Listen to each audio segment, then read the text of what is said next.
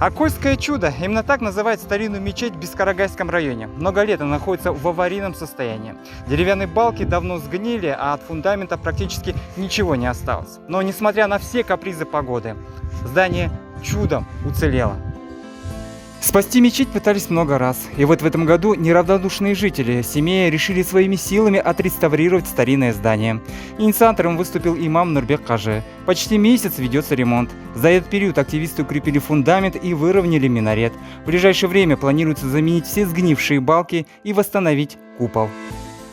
Каждую неделю, суббота-воскресенье здесь собирается от 30 до 60 человек. Это вот тоже как бы с города Семей, со всех здесь ближайшие деревни, которые здесь жили, там в основном здесь собираются местные жители, которые здесь росли, их дети, все такое.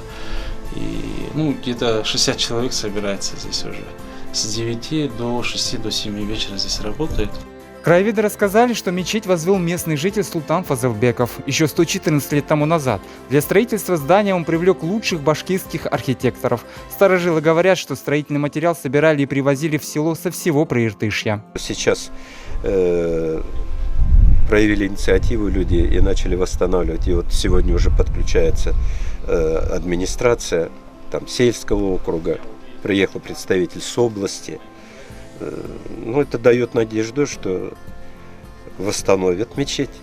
Старинной мечетью заинтересовались и в областном учреждении по охране культурного наследия. Специалисты сообщили, что необходимо провести экспертизу здания. В настоящее время ведется сбор всех необходимых документов.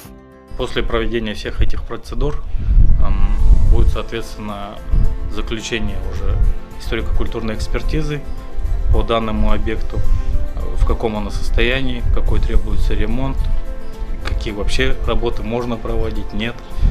И после этого мы всю эту документацию выносим предложение на включение в план ремонта.